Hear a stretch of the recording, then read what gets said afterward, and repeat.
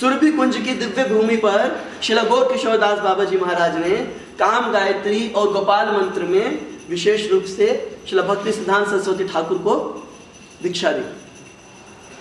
कुछ बोलते हैं कि एक गोस्वामी थे और उन्होंने देखा कि जब भक्ति सिद्धांत सरस्वती ठाकुर गौर किशोर दास बाबा जी महाराज के सामने रो रहे थे तो उन्होंने ब्रज रज उठा करके उनके सिर पे फेंक दी, बोली यही तुम्हारी दीक्षा है, जाओ।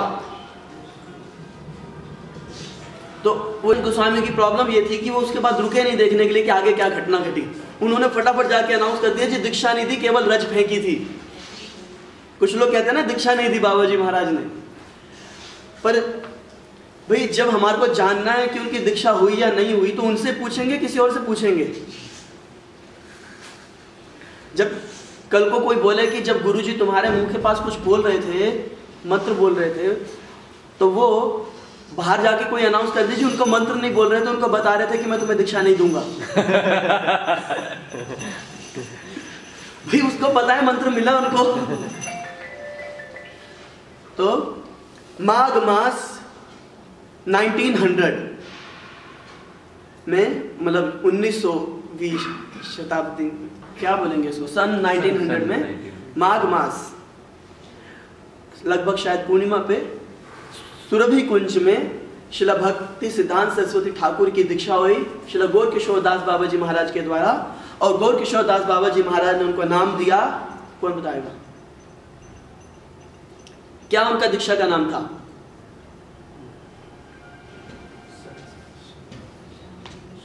बोलो बोलो। श्री वार्ष भानवी दयित दास, उनको दीक्षा दी श्री वार्ष भानवी दयित दास। वार्ष भानवी मतलब वृषभानु की पुत्री, मतलब वार्ष भानवी। जैसे वसुदेव के पुत्र को क्या बोलते हैं? वासुदेव। तो वृषभानु की पुत्री को वार्ष भानवी। और उनकी दयिता कौन है? उनकी सेविका कौन है? जिनके हम अनुगत्य में रहते हैं, गौड़िया वैष्णव श्री रूप मंजरी, और उनकी दास वार्ष भानवी दयित दास। दीक्षा प्राप्त करी और दीक्षा प्राप्त करने के बाद अपने पिताजी के संग वो पुरी की यात्रा में गए, जगन्नाथपुरी। जगन्नाथपुरी में भक्ति विनोद ठाकुर की इच्छा हुई हरिदास ठाकुर के भजन कुटीर के पास अपनी एक भजन कुटीर बना करके भजन करने की। वास्तव में उनका जन्म भी पुरी का ही है, भक्ति सिद्धांत सरस्वती ठाकुर का, पर अब भक्ति विनोद ठाकुर अपने घर पे ना रह करके कहाँ रहना चाह रहे हैं? एक भजन कुटीर बना करके भजन करेंगे और हरिदास ठाकुर की समाधि के पास। तो शिला भक्ति सिद्धांत सरस्वती ठाकुर उनकी हेल्प करने लगे। भक्ति कुटीर देखिए आप लोगों ने, भक्ति कुटीर जगन्नाथपुरी में नीचे रेस्टोरेंट बना रखा है। श्री जयपताका स्वामी महाराज ने वो जगह एक्वायर कर ली है, ऊपर मंदिर भी बना है सुंदर सा। तो भक्ति कुटीर में जब व्यवस्था कर रहे थे तो प्रतिदिन भक्ति विनोद ठाकुर वहां पर प्रवचन देते थे। और पास में ही एक राजा काशिम बाजार, वो काशिम बाजार के राजा थे तो उनका नाम भी पड़ गया राजा काशिम बाजार। महाराज काशिम बाजार वहाँ रह रहे थे, अपना उन्होंने कैंप लगाया था, जगन्नाथपुरी दर्शन के लिए आए थे तो पास में ही कैंप लगाया था। तो प्रतिदिन वो कथा सुनने आते थे। सुबह भक्ति विनोद ठाकुर कथा करते थे और शाम को श्रील भक्ति सिद्धांत सरस्वती ठाकुर कथा करते थे। वो राजा दोनों कथाओं में आते थे। तो भक्ति सिद्धांत सरस्वती ठाकुर ऑलरेडी बड़े फेमस हो चुके थे और भक्ति विनोद ठाकुर तो थे ही, उनको तो वैष्णव समाज के अंदर वैसे ही बड़ा सम्मान मिला हुआ था। तो कई सारे लोग वहां पर कथा सुनने आते थे और कुछ बाबा जी लोग भी आया करते थे कथा सुनने।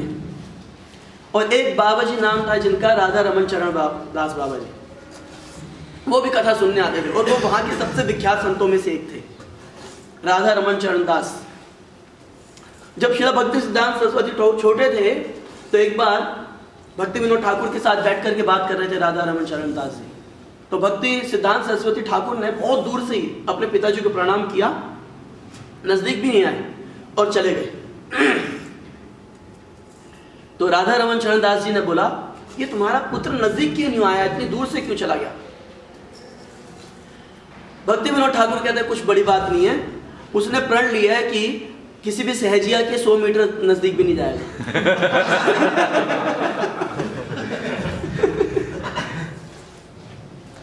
तो वो राधा रमन चरण दास जी थोड़े से इरिटेट तो हुए, पर फिर क्योंकि उनके संबंध ठीक थे भक्ति विनोद ठाकुर के साथ तो चलता रहा।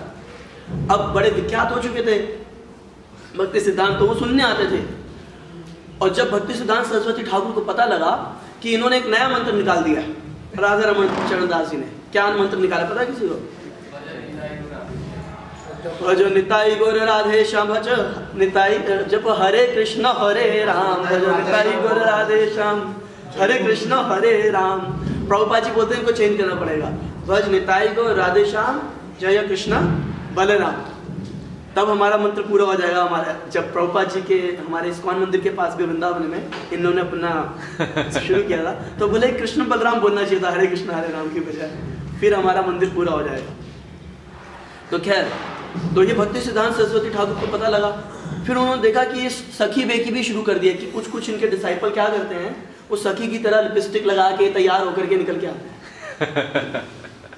और भक्ति सिद्धांत सरस्वती ठाकुर तो सत्य बोलने वाले व्यक्ति और इतने शार्प, मतलब वो जब मृदु, वो उनके शिष्य बोलते थे भक्ति रक्षा श्रीधर महाराज कि कुसुम से भी ज्यादा कोमल, कुसुम से भी ज्यादा कोमल और वज्र से भी ज्यादा कठोर।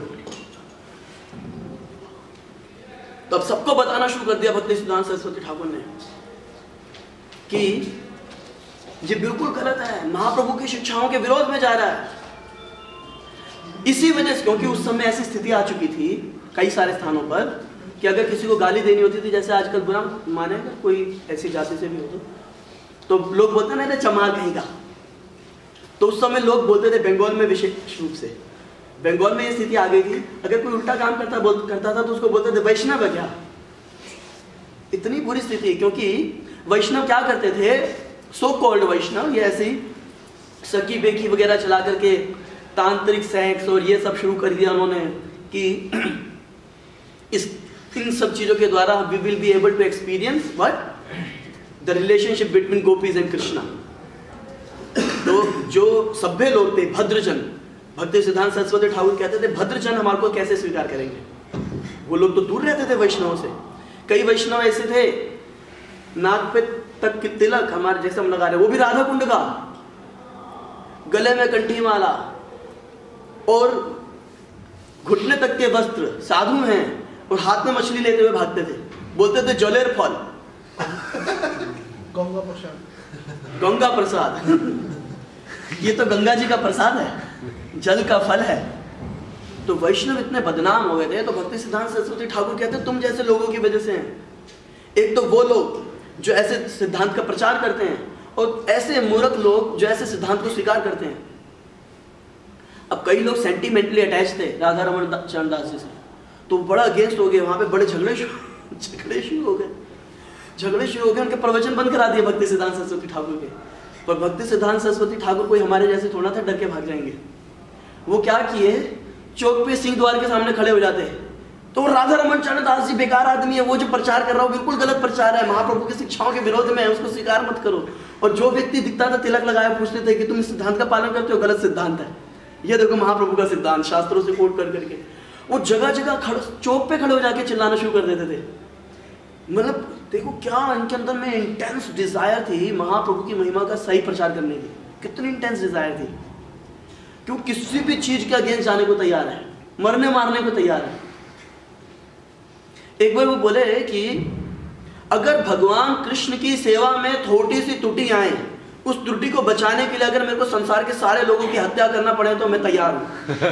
भक्ति रक्षा श्रीधर महाराज कह रहे हैं, मेरे को तो चक्कर आने लग गए थे बात सुन के क्या बोल रहे हैं ये। बस उनका एक विषय मकसद था कि महाप्रभु की टीचिंग्स का सही से प्रचार हो जाए।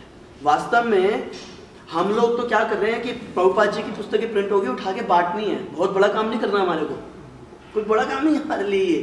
ऑफकोर्स ये भी हमें बहुत बड़ा लगता है, परंतु उस समय तो हमारे अभी तो कितना ब्रांडिंग है इस्कॉन की ब्रांडिंग इतनी अच्छी है कि लोग रिस्पेक्ट करते हैं इस्कॉन का। हम लोग पॉलिटिशियन से भी मिलते हैं तो वो भी रिस्पेक्ट करते हैं बहुत। कई जगह हम जाते हैं तो हमारे को आसानी से एंट्री इसलिए मिल जाती है कि इस्कॉन वाले हैं, औरों को मिले ना मिले। लोग दूर दूर से इसलिए इनवाइट करते हैं कि इस्कॉन वाले ही आएंगे तो ठीक रहेगा। अभी फतेहाबाद में बहुत बड़ा प्रोग्राम था, उन्होंने हमारे को इनवाइट किया, वहां के ब्यूरोक्रेट्स ने,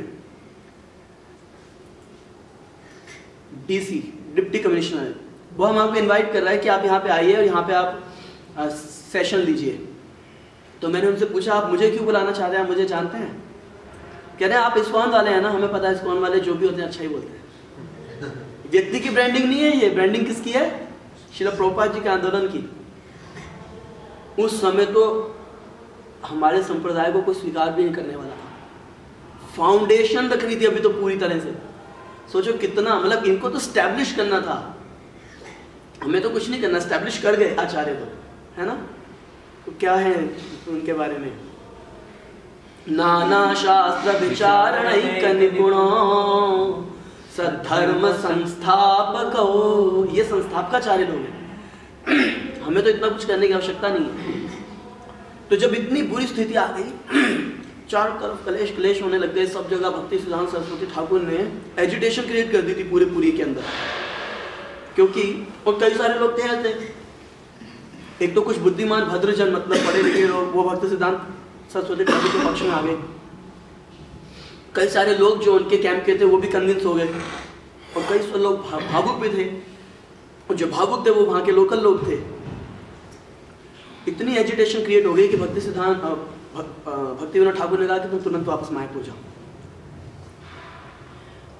बड़ा मिशन स्टैब्लिश करो, क्योंकि अभी छोटा काम कर रहे हो, अकेले इन्हीं से फाइट कर रहे हो, अकेले फाइट कर रहे हो। मिशन स्टैब्लिश करोगे तो बहुत लोग फाइट करने वाले होंगे, और सद धर्म की स्थापना जब करेंगे तो ठीक हो जाएगा।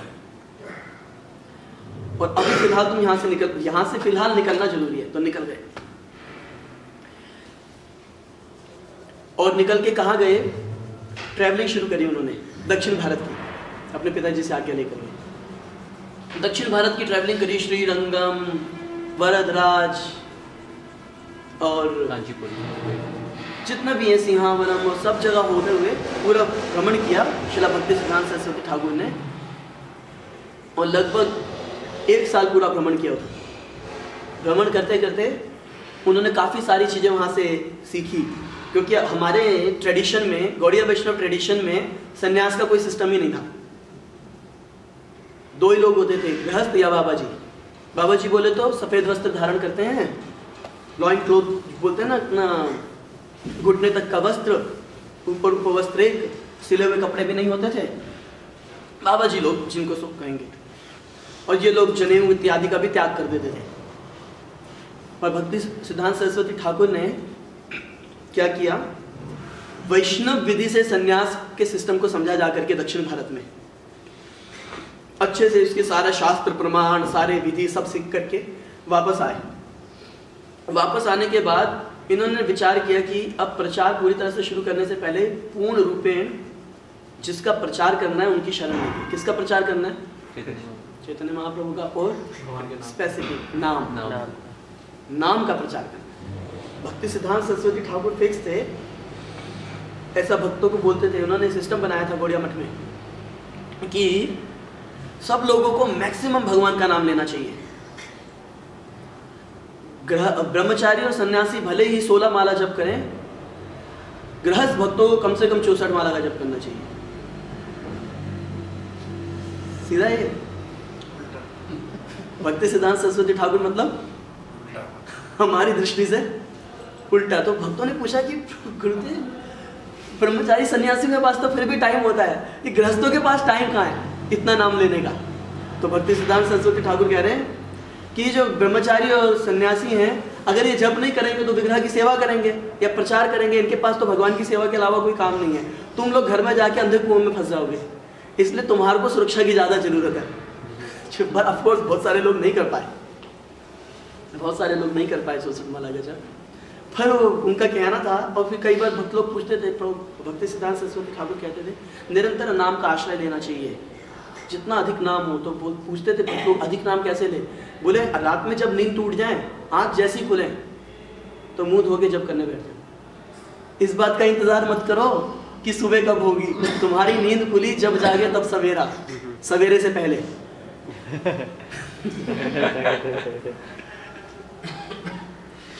तो अभी श्री भक्ति सिद्धांत सरस्वती ठाकुर जो अभी सिद्धांत सरस्वती के नाम से जाने जाते हैं, भक्ति सिद्धांत सरस्वती ठाकुर नहीं है वो, न सिद्धांत सरस्वती के नाम से जाने जाते हैं, क्योंकि सिद्धांत में सरस्वती की तरह है वो। और साथ ही साथ कुछ लोग उनको बिमला प्रसाद कह करके भी बुलाते हैं।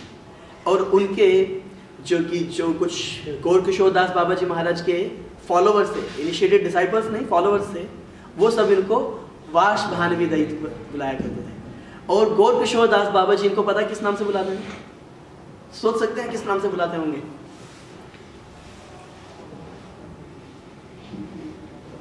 गौर किशोर दास बाबा जी महाराज कहते थे, ये तो हमार प्रभु, ये मेरे प्रभु हैं, ये महाप्रभु की महिमा का प्रचार कर रहे हैं, ये मेरे प्रभु हैं। क्योंकि एक बार क्या हुआ, हम सोचे थे बाद में आएंगे, पर हम शॉर्ट में बताए थे, बाद में डिटेल में बताएंगे कि एक बार ये महाप्रभु की महिमा को स्थापित कर रहे थे, क्योंकि लोगों को डाउट था कि महाप्रभु भगवान है या नहीं।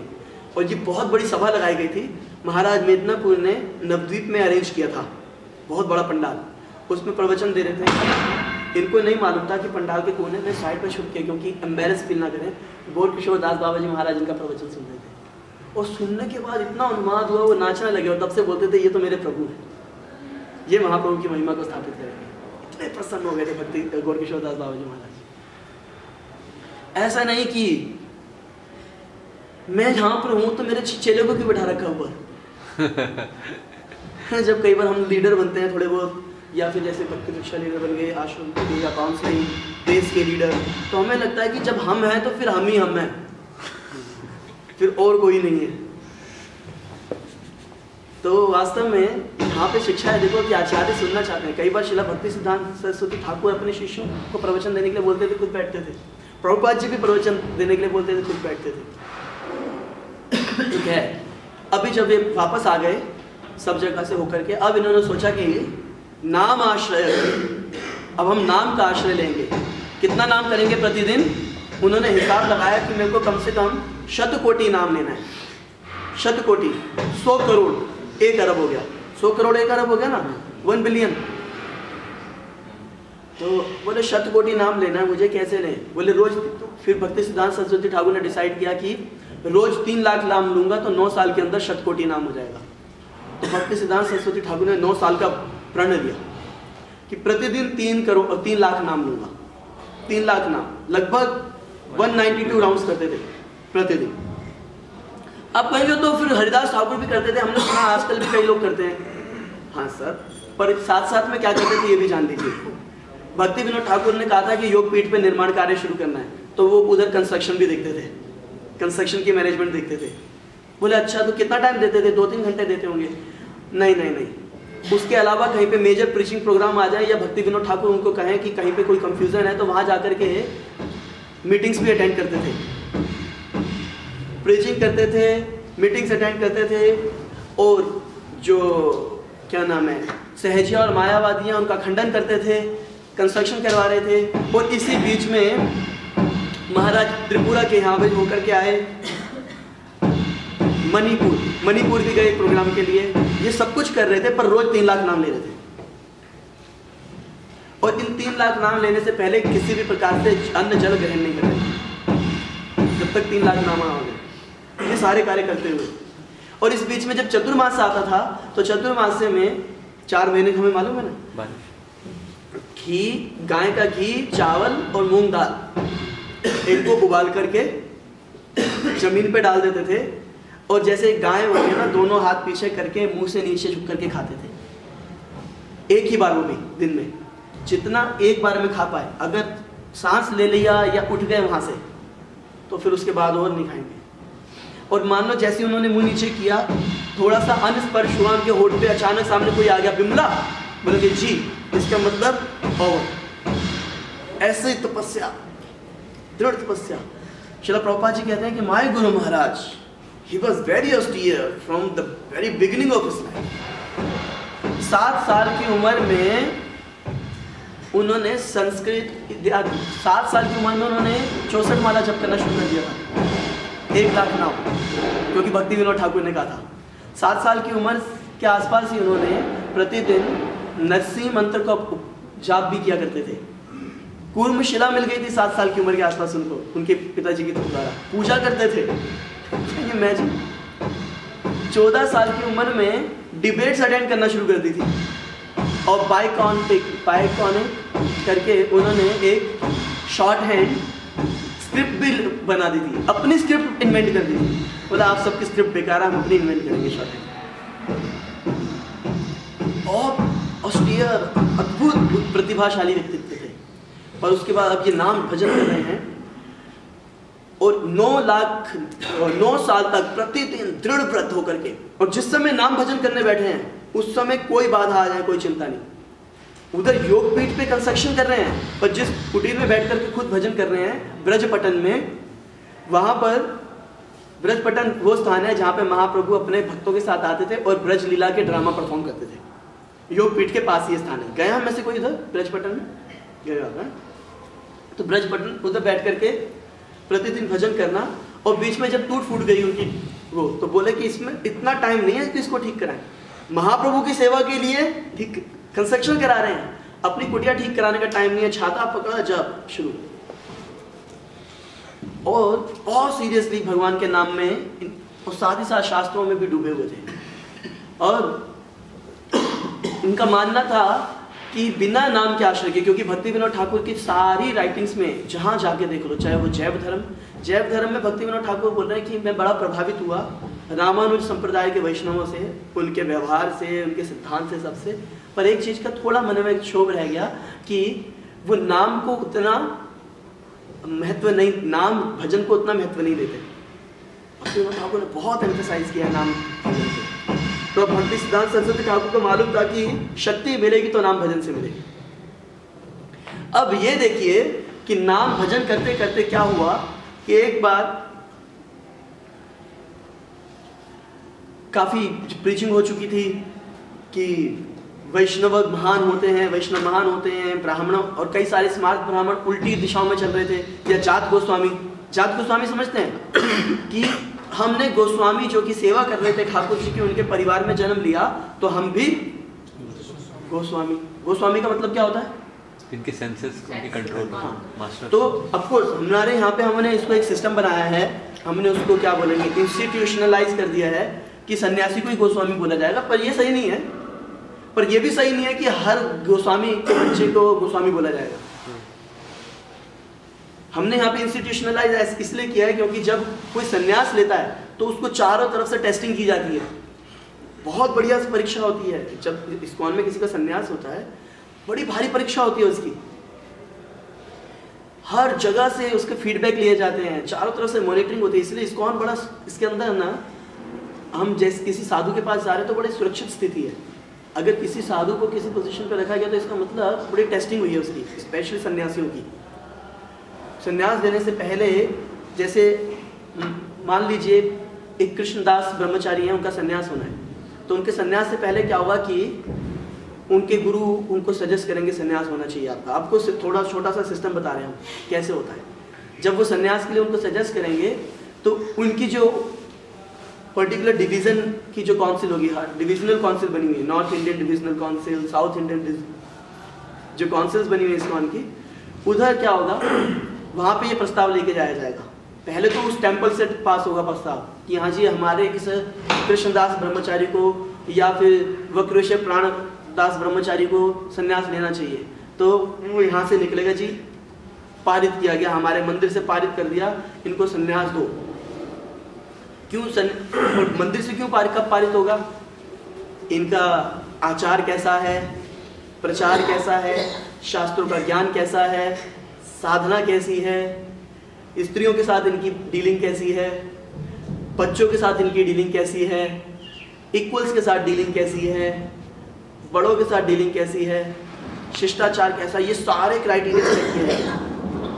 फिलॉसफिकली कैसे हैं, लेक्चर में क्या ज़्यादा बोलते हैं, कथा होती है, फिलॉसफी होती है, ये सारी चीज़ें सारे ये मंदिर के लेवल पे जब चेक की जाएंगी तो मंदिर की मैनेजमेंट कहेगी जी हाँ जी हमारे हिसाब से तो ये व्यक्ति सही है, इसको दीक्षा दे दें, संन्यास मिलना चाहिए।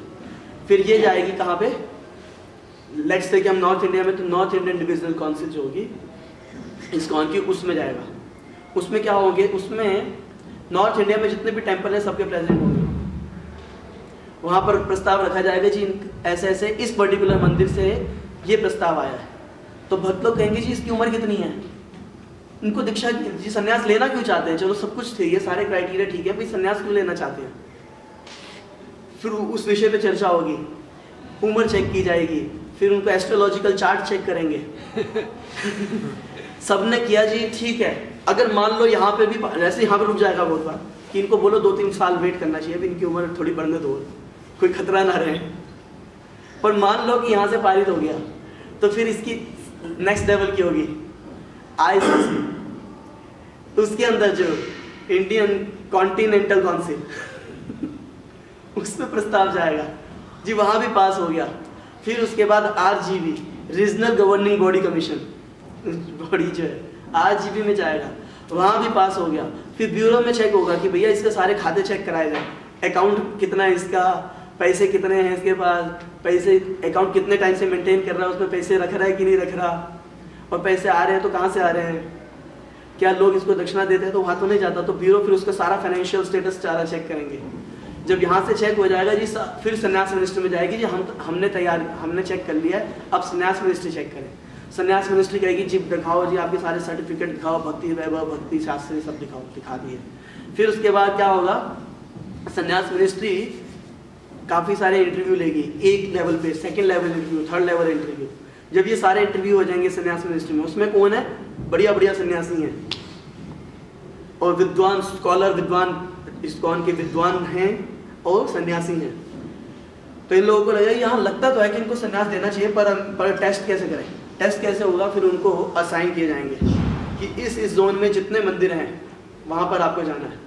तो कुछ इंडिया में होंगे, कुछ विदेश में होंगे, और कुछ ऐसे जगहों पे होंगे जैसे लगुना बीच, जहाँ पे लगभग लोग नग्न घूमते हैं, वहाँ पे फिर इनको प्रीचिंग असाइनमेंट मिलेंगे। और उधर के लोकल जितनी भी अथॉरिटीज़ होंगी, चाहे वो गृहस्थ हो, ब्रह्मचारी हो, माया से त्रस्त हो, अगर वो वहाँ की लोकल अथॉरिटी है उसके पास मेल जाएगा कि ये पर्टिकुलर सन्यासी है, इसको सन्यास देना, ये पर्टिकुलर व्यक्ति है, चाहे ब्रह्मचारी या वानप्रस्थ, ये सन्यास लेने का इच्छुक है।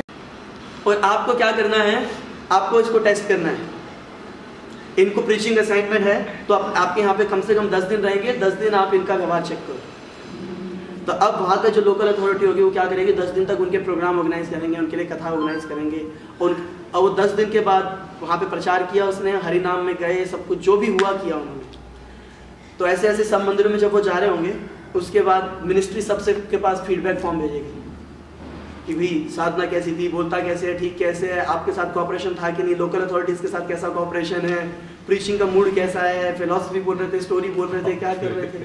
जब सारे सब जगह से पॉजिटिव पॉजिटिव पॉजिटिव फीडबैक आएगा, सारे पॉजिटिव फीडबैक आने के बाद संन्यास मिनिस्ट्री कहेगी जी हमें लगता है कि इनको संन्यास मिल जाना चाहिए। तो फिर एक बार जीबीसी में डिस्कशन होगा कि जी हमारे को एक और सन्यासी की जरूरत है या नहीं है। जी हाँ जी सन्यासी की तो जरूरत है, पर चेक कर लिया जाए कोई आपत्ति ना हो बाद में प्रचार में। फिर उनके गुरु से चेक किया जाएगा आपको क्या विचार है। गुरु भी कहेंगे हाँ जी हमारा भी विचार सही है, सबने क्लियर कर दिया, सबसे हरी झंडी मिल गई है। जीबीसी कहेंगे जी ठीक है हरी झंडी मिल गई है तो ठीक है, इनको बोला भी 3 साल वेट करें। तो 3 साल में वो टेस्टिंग हो जाएगी। फिर 3 साल एक शुभ मुहूर्त निकलेगा, अगर उनके दीक्षा गुरु सन्यासी हैं और वो पृथ्वी पर हैं अभी, तो वो अपने दीक्षा गुरु से सन्यास दीक्षा लेगा। या अगर उनके दीक्षा गुरु गृहस्थ भक्त हैं, क्योंकि इस्कॉन में कई सारे गृहस्थ भक्त भी दीक्षा गुरु हैं, तो फिर वो अपने गुरु से पूछेगा कि मेरे को किस सन्यासी से सन्यास लेना चाहिए। और अगर उसके दीक्षा गुरु पृथ्वी पर है ही नहीं तो उसको अपॉर्चुनिटी दी जाएगी कि आप डिसाइड करो कि किस सन्यासी से सन्यास लेना चाहते हैं। और फिर उसका जाकर के एक तिथि आएगी, उसका सन्यास होगा। और वो भी बहुत सारे इंस्ट्रक्शन देकर के ऐसा करना है वैसा करना है, बहुत सारे क्राइटेरिया। और उसके बाद खूब सारे एक्चुअली सन्यास लेना इस्कॉन में फॉर्म उसके इतने ज़्यादा है। एक एकलव्य प्रभु ने भरा था 2012 में, अभी 19 चल रहा है। हाँ मेरे को मालूम है, मेरे पास लिस्ट है लटका पड़ा है। सो ये है। और उसमें मान लो कोई भक्त है जो गृहस्थ है, अब वो सन्यास लेना चाहता है, तो उसको क्या करना पड़ेगा, उसकी अगर उसकी माता जीवित है तो माता से नो ऑब्जेक्शन सर्टिफिकेट, पत्नी जीवित है तो पत्नी से नो ऑब्जेक्शन सर्टिफिकेट, और साथ साथ में ऑफिशियल सारे पेपर पे लिखा होगा, एक एक चीज लिखी होगी, जी हाँ जी हमारी तरफ से छूट है, ये हमारी तरफ से मर गया, क्योंकि तो सन्यास का मतलब मर गया सोचना। तो तब जाकर के कहीं कोई सन्यास लेता, तो इससे पता लगता है कि इस व्यक्ति को गोस्वामी नाम टाइटल देने में कोई आपत्ति नहीं है, क्योंकि इतनी अच्छे से इसकी स्कैनिंग हो चुकी है कि ये गोस्वामी कहलाने लायक है, सारे टेस्ट पास कर लिए। तो इसलिए इस्कॉन में बहुत परीक्षा के बाद किसी को गोस्वामी टाइटल दिया जाता है। तो ऐसा कोई गृहस्थ भी हो सकता है गोस्वामी, पर ऑफिशियली टाइटल जिसकी परीक्षा हुई है उसको दिया जाता है। अब दूसरी तरफ उस समय क्या स्थिति थी, गोस्वामी, जात गोस्वामी, डिबेट तो नहीं हुई जो कथा चल रही थी उससे नहीं, जात गोस्वामी वो सोचते थे कि बस हमारा ही राइट है भगवान की सेवा पे, शालिग्राम की पूजा पे, और ब्राह्मण कुल में जन्म लिए, भले ही सारे दुष्ट कार्य कर रहे हो, फिर भी वो सोचते थे कि हमारा ही अधिकार है वेदों पे, शास्त्रों पे। और उस समय उनके दो मेजर ऑब्जेक्शन थे, दो मेजर ऑब्जेक्शन इन्होंने उठाए।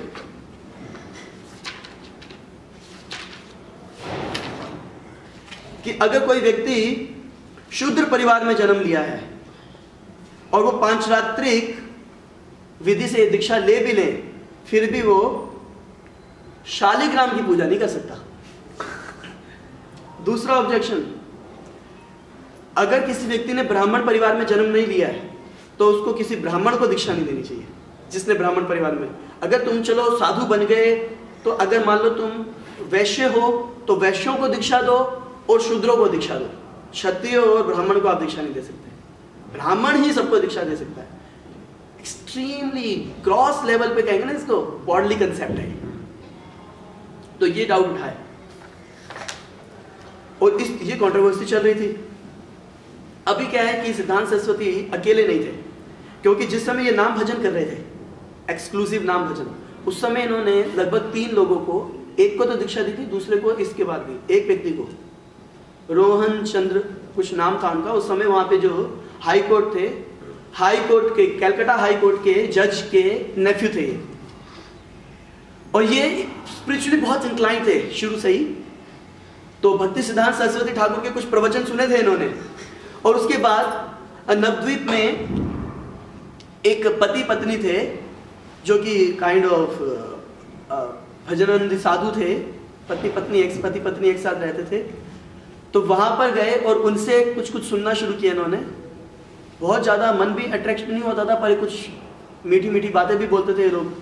तो वहाँ पर इनको शिक्षा दी गई कि ये जो बाबा जी हैं इनको पिताजी बोलना है, बाबा मतलब पिता, और माता जी को वो तुम्हारी मदर है, उनको तुम माता बोलो, माई बोलो या आई बोलो, मतलब माँ की दर्जा देना है। तो माता पिता बना गया, तो सब कुछ छोड़ के आए, नए माता पिता बना लिए। क्या लाभ जीवन का।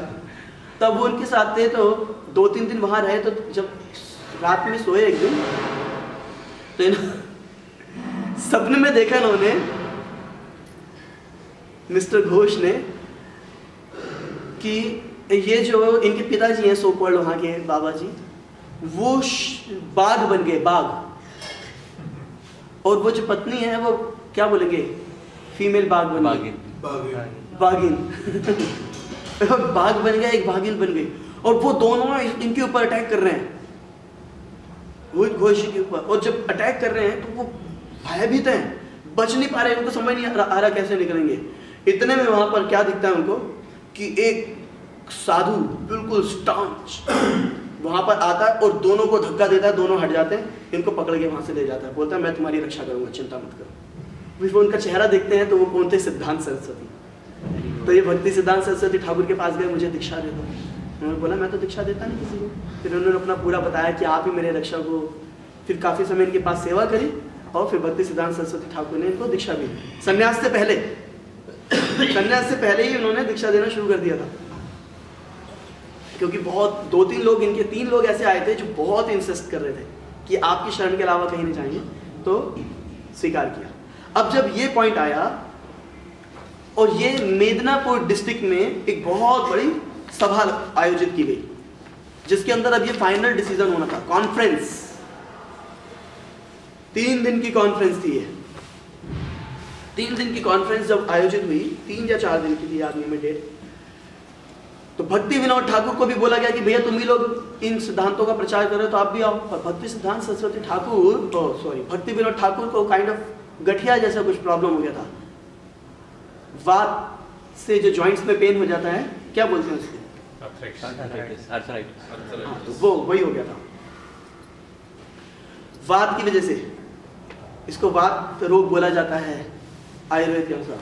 तो जब ये बीमारी उनको हो तो उनके लिए चलना फिरना थोड़ा मुश्किल हो रहा था, तो इनको बड़ा दुख हो रहा था भक्ति विनोद ठाकुर को कि कोई है क्या, भगवान से प्रार्थना करते थे कोई है क्या जो कि इस सच सिद्धांत की स्थापना कर सके।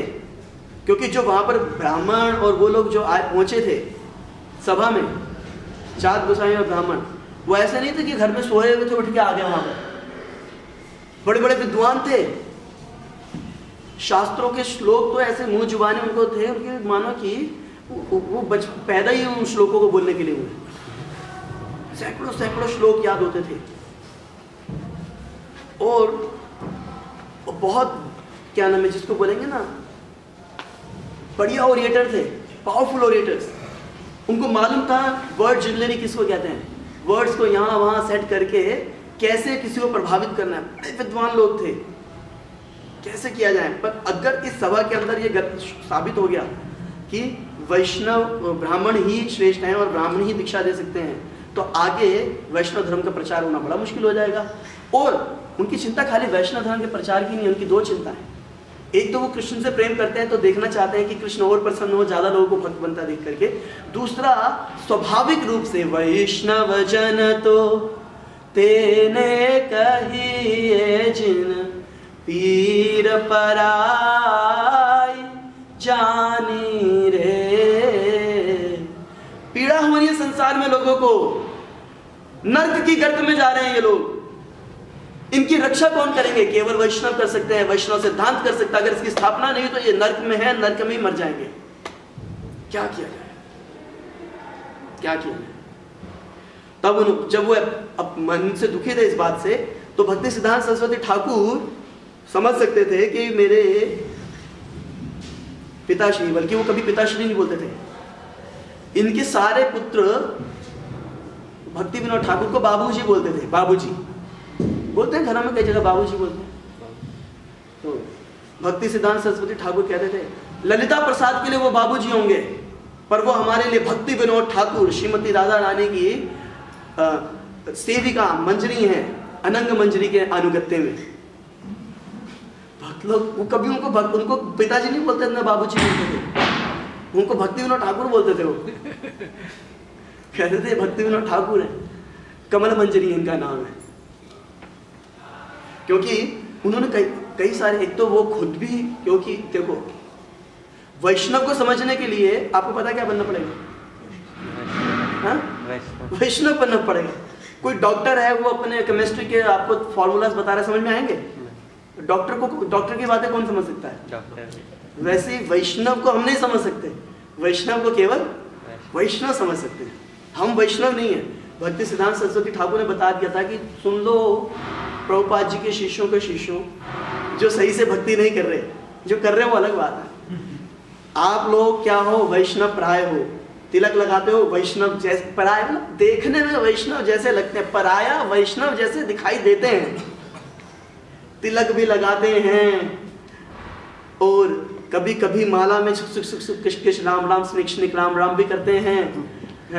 और फिर जब माला में हाथ ऐसा होता है, हरे कृष्णा कब मिलेगी सत्ता, हरे कृष्णा कब मिलेगा पैसा, हरे कृष्णा कब मिलेगी सुंदर स्त्री, हरे कृष्णा कब मिलेगी समाज में प्रतिष्ठा, हरे कृष्णा नौकरी मेरी अच्छी कब मिलेगी, हरे कृष्णा हे भगवान एक बार अच्छी नौकरी। राम कृष्ण बोले भैया ये देखने में वैष्णव जैसे लगते हैं पर ये वैष्णव नहीं। एक व्यक्ति मेरे को मिला, ये सत्य घटना बता रहे, राधा पार्वती मंदिर में हम जब करते थे, यंग लड़का था वो, चैन स्मोकर। तो उसको हमने बोला कि तुम भगवान का नाम लेना शुरू करो। कह रहा है मैं ना वो आत्महत्या करना चाहता था। तो पूछा कि क्यों आत्महत्या करना चाहते हो? बोला है कि मेरी कोई गर्लफ्रेंड ही नहीं है, मेरे को एक गर्लफ्रेंड मिल जाएगी मैं आत्महत्या नहीं करूँगा। तो कोई भैया भगवान की व्यवस्था जी, उसके अच्छे कर्म थे कि इसको नहीं मिले। अब वो बोला, उसको जब हमने बताया कि ये सब छोड़ो, तुम भगवान की शरण लो, कह रहा मैं भगवान का नाम लूंगा, सारी इच्छा पूरी करती हूँ। उन्होंने बताया कि भगवान का नाम चिंतामणि है, पर उनसे गर्लफ्रेंड थोड़ा मांगता है कोई। कह रहा नहीं, तो सब कुछ दे सकते हैं ना। हम कहा भगवान का नाम सब कुछ दे सकते। वो व्यक्ति डेली 48 राउंड्स सीरियसली करता है। तो फिर 3 महीने बाद उसने बोला, प्रभु जी 3 महीने हो गया, आप देख रहे हो मैं 48 राउंड कर रहा हूँ, मेरे को अब तक गर्लफ्रेंड नहीं मिली। मैं तो भगवान और छीन लेंगे तो कोई होगी भी तो।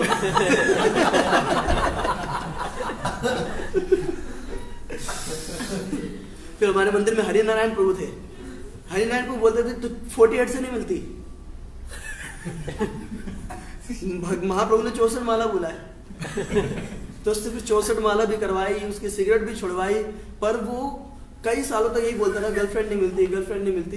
फाइनली फिर एक दिन आया, प्रभु जी मैंने 32 करना शुरू कर दी। क्यों? बोला मैं 4 नियम का पालन कर रहा हूँ, 32 कर रहा हूँ, नहीं चाहिए मुझे गर्लफ्रेंड। 64 माला नहीं कर सकता मैं। 64 माला ज्यादा मुश्किल है। फिर अब उसके बाद वो झांसी शिफ्ट हो गया। अब पता नहीं क्या स्टेटस है उसका। मिली या नहीं मिली। तो क्या है वैष्णव प्राय, तो वैष्णव को नहीं समझ सकते। अब भक्ति विनोद ठाकुर को सब बाबूजी बोल रहे थे, पर भक्ति सिद्धांत सरस्वती ठाकुर क्या बोलते हैं? बोल रहे थे शिला भक्ति विनोद ठाकुर, सच्चिदानंद भक्ति विनोद ठाकुर। कई बार बोलते थे सच्चिदानंद महाशय। अपने पिताजी को पिताजी नहीं बोला, उन्होंने बाबूजी नहीं बोलते थे। एक बार क्या हुआ कि रात में लगभग 2:30-3 बजे के करीब की बात है, वो भक्ति विनोद ठाकुर उठ गए, सीधे गए किचन में, कचौड़ी बनाने लग गए और कुछ बनाने लग गए। खीर बना रहे थे, कचौड़ी बना रहे। तो उस समय सिद्धांत सरस्वती, विमला प्रसाद भागते हुए गए, बोले प्रभु इतनी रात्रि में आप? बोले अभी अभी रासलीला खत्म हुई है, थक गए, उनको भूख लगी है। तो भक्ति सिद्धांत सरस्वती ठाकुर समझ गए कि ये इस समय अपने इस बाह्य उस आवेश में नहीं है, तो ये समय आंतरिक लीला में अपने कमल मंजरी के रूप में राधा रानी की सेवा कर रहे हैं, कुकिंग कर रहे हैं। तो इन्होंने फटाफट सब्जी काटी, भक्ति सिद्धांत सरस्वती ठाकुर बैठ गए, सब्जी काटी। उनको कोई पता नहीं है भक्ति विनोद ठाकुर को क्या हो रहा है। सब्जी वगैरह काटी, सारा सामान दिया रेडी करके, वो कुकिंग कर रहे हैं। जैसी कुकिंग हो गई, भक्ति सिद्धांत सरस्वती ठाकुर जाके अपना कमरे में बैठ के जप करने लगते। ऐसा भी नहीं बोला कि ये बड़ी विशेष घटना घट गई, क्योंकि उनको पता है इनके लिए तो नेचुरल है ये। वो फील कर सकते थे कि क्या कर रहे हैं ये, तो वो कभी बाबूजी नहीं बोलते थे। तो अब क्या हुआ कि वो भाप गए कि भक्ति विनोद ठाकुर के मन में क्या चल रहा है, क्यों वो थोड़े चिंतित नजर आ रहे हैं। तब इन्होंने एक पुस्तक, एक आर्टिकल लिखा, और आर्टिकल का नाम था ब्राह्मणों वैष्णवेर तारतम्य वैश्यक सिद्धांत। समझ में आया? ब्राह्मण और बंगला तो पूछते हैं ना, तो ब्राह्मण और वैष्णवों के बीच में भेद का सिद्धांत, यह आर्टिकल लिखा।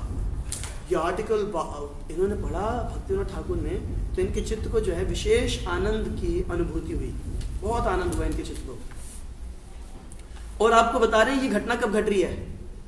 जब भक्ति सिद्धांत सरस्वती ठाकुर ने व्रत ले रखा है 9 साल का, प्रतिदिन 3 लाख नाम जप करने का। उस बीच में ये घटना घट रही है।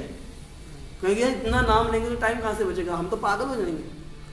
हम कहेंगे असंभव, पॉसिबल ही नहीं है। तो फिर इसको उल्टा कर दो तो क्या होगा? भक्ति सिद्धांत। तो अभी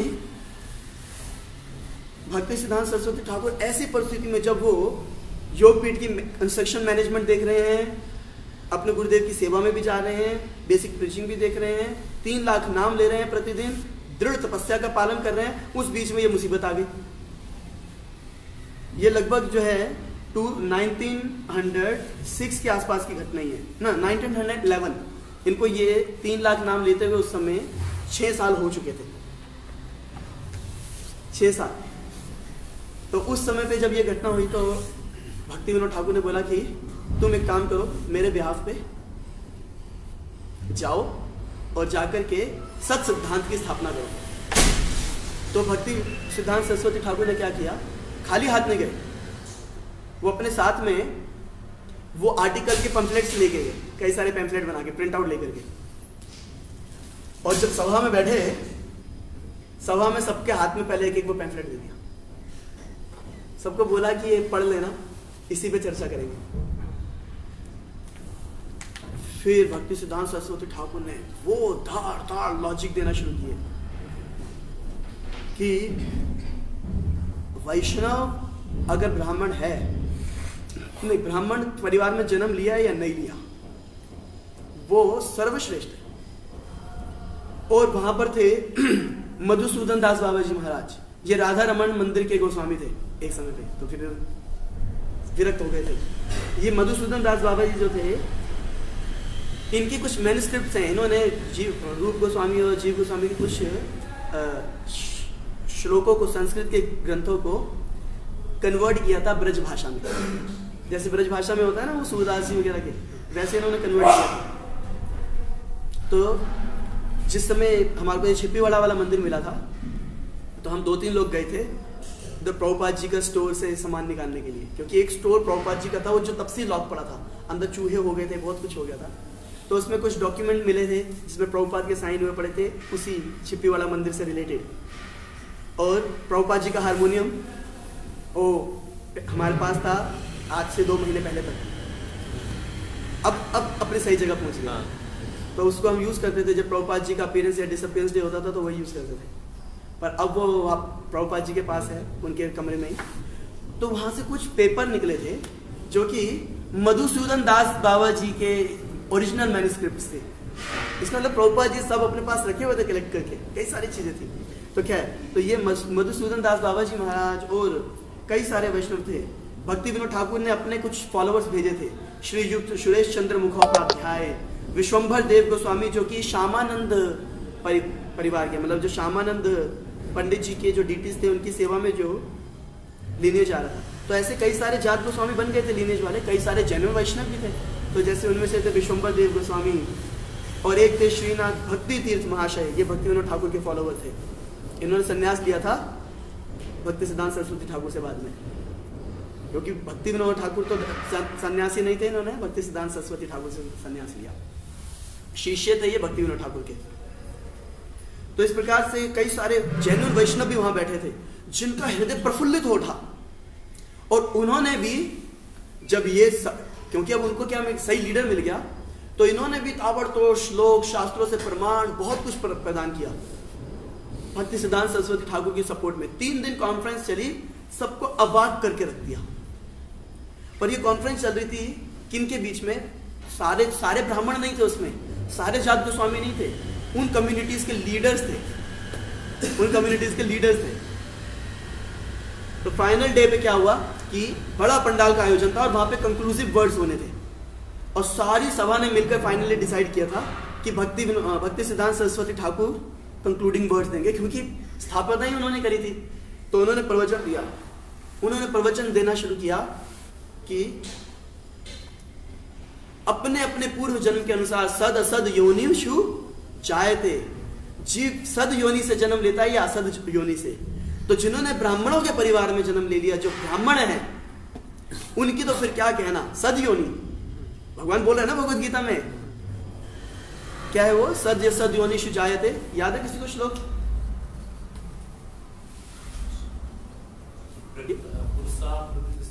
यस ये श्लोक है, पुरुषा प्रकृतस्थोई भुंक्ते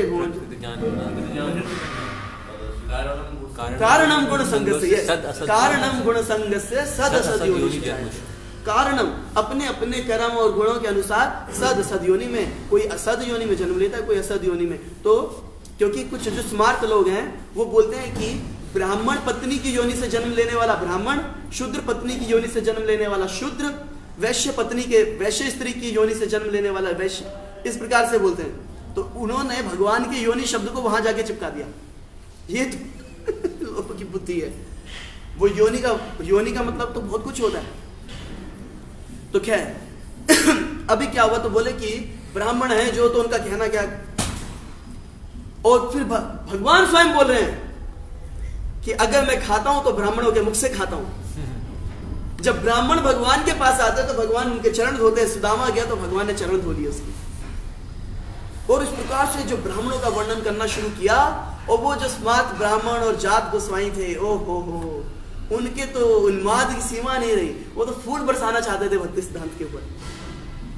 और फिर उन्होंने वर्णन करते हुए जब पूरी तरह से एस्टैब्लिश कर दिया कि इस सृष्टि में सबसे महान कोई है, भूसुरागणा, पृथ्वी के सूर्य हैं, पृथ्वी के देवता हैं, वो कौन है?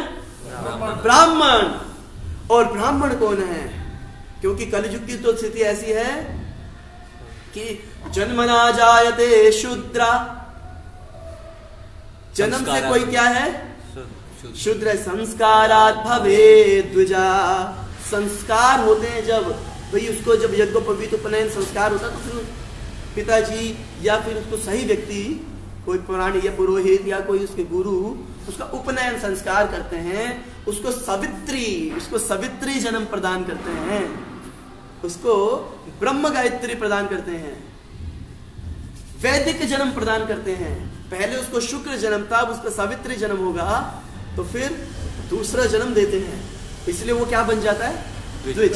संस्कारात् भवेत् द्विजा। और द्विज याद रखिएगा, वैश्य को भी यज्ञोपवीत होता है, क्षत्रिय को भी होता है, ब्राह्मण को खाली जनेऊ पहनने से ब्राह्मण नहीं होते। ब्राह्मण कई लोग सोचे जनेऊ हमारे गुरुजी ने पहनाया था हम ब्राह्मण हो गए। तो संस्कारात् भवेत् द्विजा, संस्कार के बाद आप द्विज हो जाते हैं। वेद पाठातीति विप्रा, और जब वेदों का अध्ययन कर लेता है तो वो क्या होता है? क्योंकि अब उसको श्लोक याद हो गया, कुछ विद्वान हो गया, तो विद्वान व्यक्ति जो वेद पाठ करने का अधिकार प्राप्त करके विप्र हो गया। ब्रह्म जानाति ब्राह्मणा, और जो ब्रह्म को जाने वो कौन है? ब्राह्मण है। और शास्त्रों में यहां तहां जहां जाकर के देखेंगे तो वहां पे क्या है? ब्रह्मणो ही प्रतिष्ठा। हम भगवान बोलते हैं मैं हूं ब्राह्मण की प्रतिष्ठा। ये जो ब्रह्म ज्योति है वो मेरा तेज है। किसका है? यस्या प्रभा प्रभवतो जगदंड कोटि, उनकी प्रभा है ये, भगवान श्री कृष्ण की शरीर से निकलने वाली आभा है ये। ईश्वर परमः कृष्ण सच्चिदानंद विग्रह, वो सच्चिदानंद विग्रह है। अनंत कोटि ब्रह्मांड नायक, वो ब्रह्मांड नायक हैं। यस्मिन् विज्ञाते सर्वमेव विज्ञाति भवति, जिनको जान लेने पे सब कुछ जान लिया जाता है। कृष्णाएव परमो ब्रह्मणो गोपिका वल्लभम, और वो कृष्ण परम ब्रह्म है और किसके प्रिय हैं? गोपिकाओं के प्रिय हैं। ऐसे ये सारी बातें वो कहां से कोट कर रहे हैं? पुराणों से, उपनिषदों से, वेदों से, कि परम ब्रह्म भगवान श्री कृष्ण हैं। जो उनको जान ले, जो उनको जान ले, परम ब्रह्म को वो क्या हुआ? ब्राह्मण हुआ।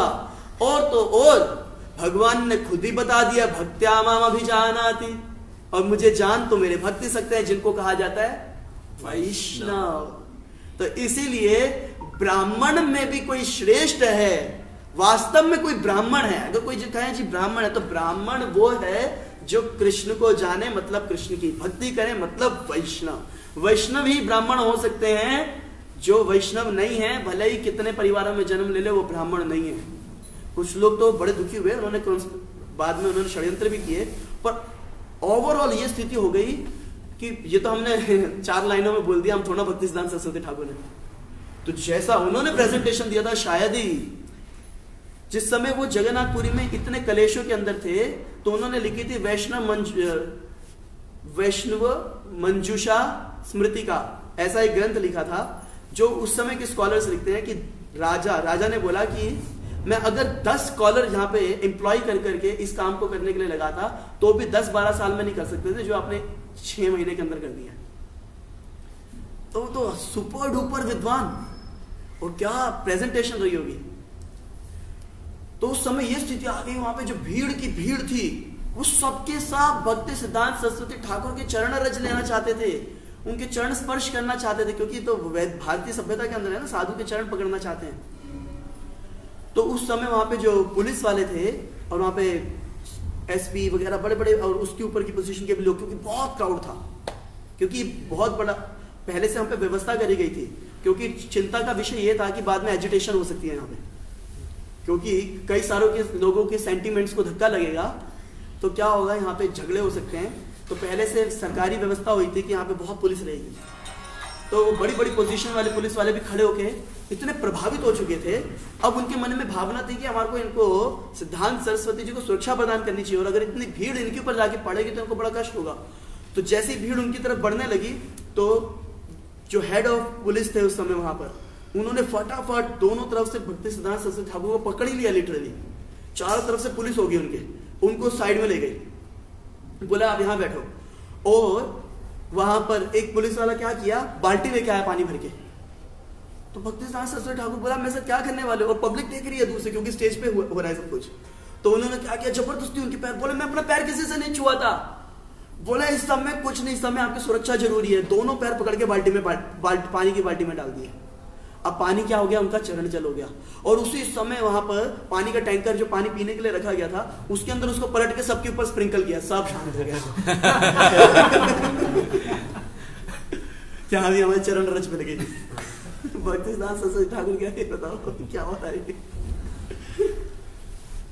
इस प्रकार से मतलब उनका वर्चस्व, उनका विख्याति बहुत तीव्रता से फैलने लगी। भैया भगवान के धाम से उतर के आए हैं, भगवान के धाम से उतर के आए हैं उन भक्त जीवों का उद्धार करने के लिए।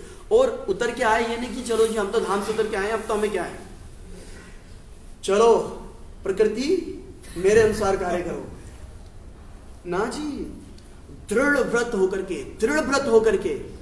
दृढ़ व्रत तपस्या कर रहे हैं, एग्जाम्पल प्रेजेंट कर रहे हैं। हम लोग नहीं बन सकते उनके जैसा। एक बार हम शिला राधा गोविंद गोस्वामी महाराज से सुन रहे थे, तो वो शिला रूप गोस्वामी और सनातन गोस्वामी की तपस्या का वर्णन कर रहे थे। तो महाराज बोलते हैं कि देखो हम लोगों से अपनी साधना ठीक से नहीं होती, खाने में हम नियंत्रण नहीं कर पाते, और फिर उसके बाद कहते हैं जी हम तो रूपानु हैं। इनको कहते हैं रूपानु, जो सोने में एक दिन में 1.5 घंटा सोते थे तो उनको इतना दुख होता था हम सो गए थे। खाने में क्या जीवन होता था, कभी कभी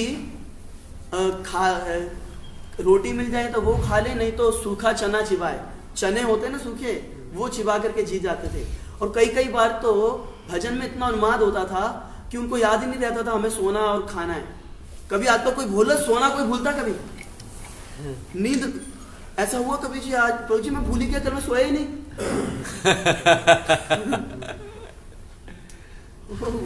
झूमता हुआ नजर आएगा, गिरता हुआ कहीं पर। हम लोग, मेरे साथ एक बार क्या घटना घटी, भक्तों के साथ हम एक यात्रा पे गए, वहां पे माधवानंद प्रभु प्रवचन दे रहे थे। माधवानंद प्रभु आप जानते हो अगर कुछ लोग तो, और वो इंग्लिश में प्रवचन दे रहे थे। और क्योंकि वहां पे मुझे मैनेज करना पड़ा था तो समय कम मिल रहा था रेस्ट करने का, हमें तो चाहिए होता ना थोड़ा ज्यादा सोते हम लोग। हम तो गोस्वामी है नहीं। तो अभी क्या हुआ कि इतनी नींद सिर पे चढ़ गई, तो अब जब वो प्रवचन दे रहे और मेरी सेवा थी अनुवाद करने की, तो उन्होंने एक स्थान पे बोला, सो महाप्रभु's purpose was to preach रागानुगा भक्ति। तो वो तो मैं उनकी लाइन तो कैसे तैसे सुन ली थी, बोला महाप्रभु का उद्देश्य था रागानुगा भक्ति का प्रचार करना। सारा समाज हंस रहा था। भूलोगे नहीं तो मतलब भूला ही नहीं, पहले तो मजबूरी में नहीं सोए, और नहीं सोए तो उसके बाद शरीर की हालत ऐसी होगी वो कब आपको गिराएगा पता नहीं चलेगा। बोलते हम कहते हैं रूपानुग हैं हम। फिर महाराज बोले कि निश्चित रूप से हम बिल्कुल उनके जैसा आज जीवन नहीं जी सकते, आज के समाज में और मुश्किल हो गया है। कुछ तो हमारे अंदर वैसी भक्ति नहीं, कुछ वैसे समाज की परिस्थिति नहीं है, परंतु सुनना चाहिए। सुनना भक्ति होती है, तो हम सुन रहे हैं। इससे जो इंस्पिरेशन हमें मिलेगी उतना हम जीवन में उतार पाएंगे, नहीं तो एटलीस्ट इनका आशीर्वाद मिल जाए प्रभुपाद जी और उनके गुरुदेव। खैर, और कम से कम प्रभुपाद जी सामने बैठे प्रसन्न हो रहे होंगे कि ठीक है, कम से कम मेरे गुरुदेव का गुणगान तो कर रहा है, बाकी टाइम तो निंदा चुगली में बीतता है। सो भक्ति सिद्धांत सरस्वती ठाकुर ऐसे यशस्वी वैष्णव, और एक निष्ठ सद्धर्म का स्थापना करनी है, उद्देश्य और क्या करना है उनके निष्ठ जीवन का था, हरि नाम की महिमा का प्रचार, वैष्णव धर्म का प्रचार, और महाप्रभु के धाम को फेमस करना है पूरे विश्व के लिए। उसके लिए वो कुछ भी करने को तैयार थे। अद्भुत अद्भुत कार्य किए उन्होंने। हम आगे चर्चा करेंगे, आज नहीं तो अगली बार जब सेशन होगा उसमें। तो अभी क्या हुआ, श्रीला भक्ति सिद्धांत सरस्वती ठाकुर वापस आ गए, अपने नाम भजन में लगे। तो अब दूसरी समस्या क्या चल रही थी कि अभी भक्ति सिद्धांत सरस्वती ठाकुर ने अपने कुछ शिष्यों को मंत्र भी दिया था, और उस समय फिर जो गौड़िया वैष्णव संप्रदाय है उसमें एक मंत्र का प्रचलन हो चुका था, जो कि महाप्रभु का मंत्र था। गौराया, हम गौरा मंत्र नहीं बोल सकते हो, तो उसमें महाप्रभु का मंत्र था, उसमें महाप्रभु का गुणगान होता है, महाप्रभु के ऊपर ध्यान लगाया जाता है, गौरांग महाप्रभु के ऊपर। और ये बात बाकी स्मारकों को भी पता लगने लग गई थी, और कई गौड़िया वैष्णव जो कि अभी इतने महाप्रभु के प्रति आसक्त नहीं थे उनको भी पता चल रही थी। और साथ साथ में महाप्रभु की महिमा का प्रचार साक्षात कृष्ण के रूप में हो रहा था।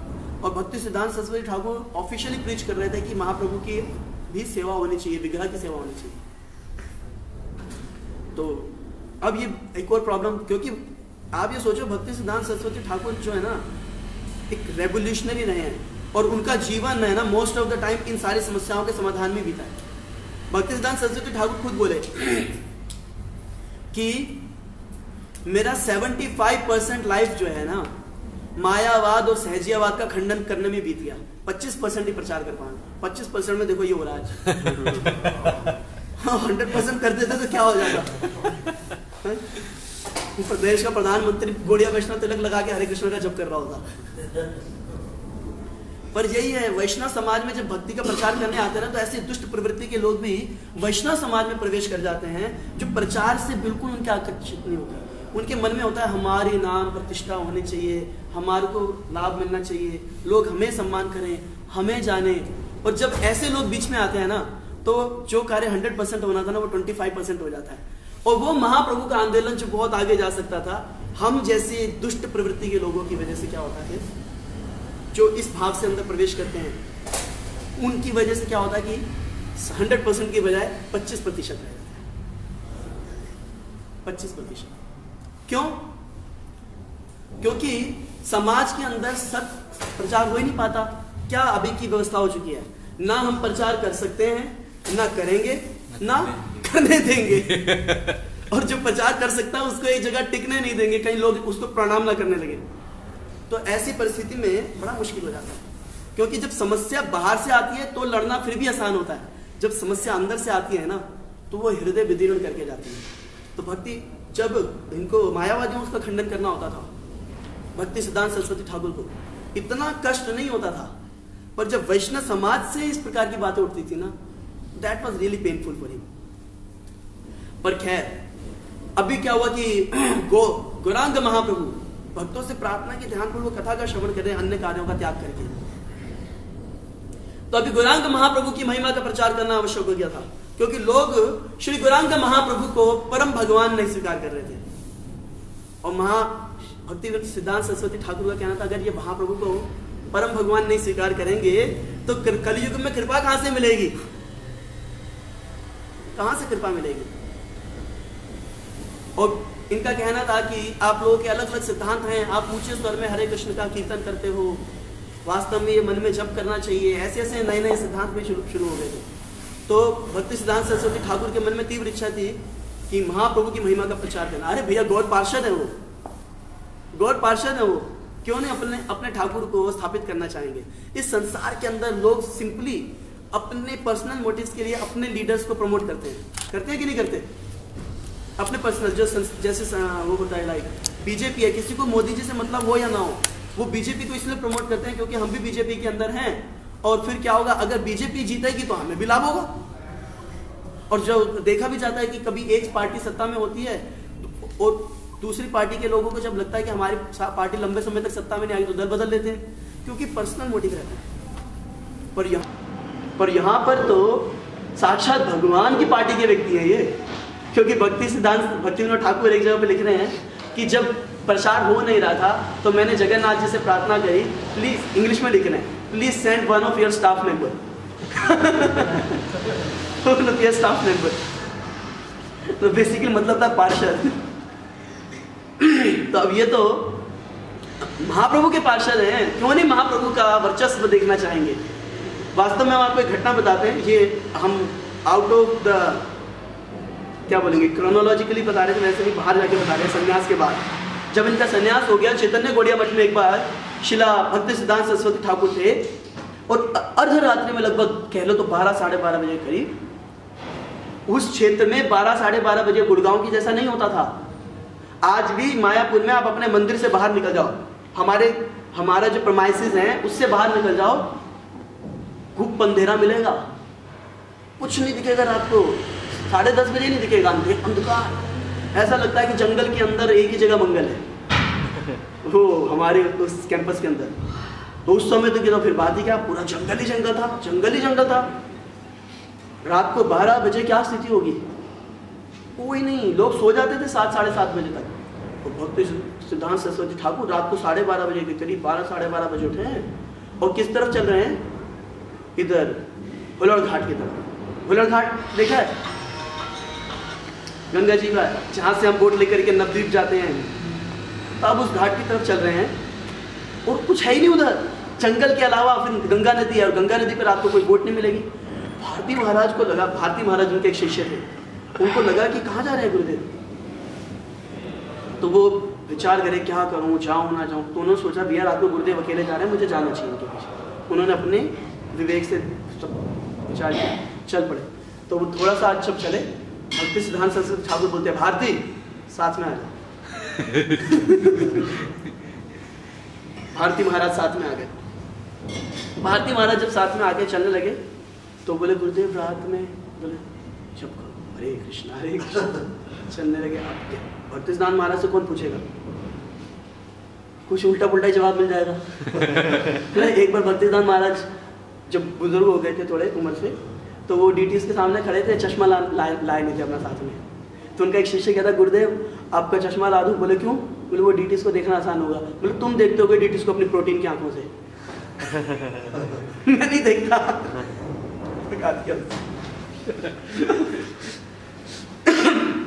तो भक्ति सिद्धांत सरस्वती ठाकुर जब चलने लगे भारती महाराज के साथ, तो आगे चलते चलते भारती महाराज ने क्या देखा, गंगा जी की तरफ से एक बैलगाड़ी आ रही है, चमक है उसमें कुछ, और उसमें कुछ लोग भी बैठे हुए हैं, वो कीर्तन करते आ रहे हैं, जय शचि नंदन जय शचि नंदन जय शचि नंदन गौर हरि। हैरान हो गए कि कोई साधन ही नहीं है वहां से आ सके, कोई निरा जंगल है और उसके उधर गंगा जी है। गंगा जी मानो अगर नवद्वीप, क्योंकि नवद्वीप उस समय भी टाउन था, तो नवद्वीप से कोई आए भी तो आएगा कैसे, वो भी पूरी बैलगाड़ी लेकर के, कोई बोट भी नहीं चल रही इस समय। बड़े कंफ्यूज थे, हमको कुछ समझ नहीं आ रहा था। अब पूछे किससे, और उस समय मतलब शांति से बैठ के तो पूछ भी ना, अभी कैसे पूछे। तो इतने में क्या हुआ, जैसे भक्ति सिद्धांत सरस्वती ठाकुर ने लोगों को देखा, भक्ति सिद्धांत सरस्वती ठाकुर तुरंत दंडवत प्रणाम किए, और वो लोग भी बुलक काट से उतर गए बैलगाड़ी से, वो लोग भी प्रणाम किए भक्ति सिद्धांत सरस्वती ठाकुर, और बोलने लगे कि पाश भानवी दई, आपकी महिमा का तो बहुत प्रचार हो गया, तीनों लोगों में जो आप गौर महिमा का प्रचार कर रहे हो उसकी चर्चा हो रही है। भारती महाराज बोले तीनों लोगों की बात कैसे कर सकते हैं कोई, हम लोग तो बातों करते हो, अरे तीनों लोगों में डंका बजा है, हमें मतलब ही नहीं तीनों लोगों का मतलब क्या होता है। और भारती महाराज तो समझते थे ना, स्वर्ग लोग पाताल लोग। बोले स्वर्ग के लोग भी हैरान होते हैं कि ऐसे कलयुग में तुम गौरांग महाप्रभु की महिमा का प्रचार कैसे कर रहे हो। तो भक्ति सिद्धांत सरस्वती ठाकुर कहते हैं दास तो आप लोगों की कृपा से हो रहा है जो हो रहा है। भारती महाराज को कुछ समझ नहीं आ रहा क्या हो रहा है। तो फिर ये सब लोग योगपीठ पे जाकर के बैठ गए। योगपीठ पे जाकर के बैठे, वहाँ चर्चा शुरू हुई। बोले कि कुछ देर चर्चा हुई, प्रीचिंग की बात हुई कि प्रचार कैसे चल रहा है, क्या हो रहा है, और फिर क्या बात करते हैं वो कि हम तुमसे ना गौर कथा सुनने आए हैं। और फिर सिद्धांत महाराज बोले मैं गौर कथा करूँगा आप लोगों के सामने, बल्कि मुझे आपसे सुनना चाहिए। तो बोले ये हमारी आज्ञा है, आप गौर कथा करो, हम आपसे सुनने आए हैं इतने दूर से। तो महाप्रभु भक्ति सिद्धांत सरस्वती ठाकुर सुबह लगभग 4 साढ़े 4 बजे तक गौर कथा किए, और फिर ये लोग वहाँ से निकले। और भारती महाराज ने मुड़ के देखा तो वो है नहीं वहाँ पर कोई भी। तब उन्होंने बोला गुरुदेव बस आपके चरणों में एक निवेदन है, ये बता दो लोग कौन थे। वो उस जिज्ञासा से बाहर नहीं निकल रहे थे। बोले कोई नहीं है, महाप्रभु के पार्षद थे, ये मुझसे मिलने आए थे मुझे आशीर्वाद देने के लिए। तो अब देखिए भैया देखो गौर पार्षद है ना, तो महाप्रभु की महिमा का प्रचार करना। तो अब इन्होंने बैठ करके फिर इन्होंने सभा हुई, ये नवद्वीप के क्षेत्र में हुई थी सभा, और यहाँ पर इन्होंने महाप्रभु की महिमा का वो अद्भुत वर्णन किया शास्त्रों से, उपनिषदों से, सब जगह से। कुछ तो इस पुस्तक में वर्णन है और कुछ हमने और कई जगह पे अलग जगह पढ़ा है, क्योंकि ये पुस्तक तो बड़ा संक्षेप में लिखा है। तो संक्षेप में भी देखेंगे तो 2-4 चीज़ें हैं जो उन्होंने मेजरली कोट करी थी।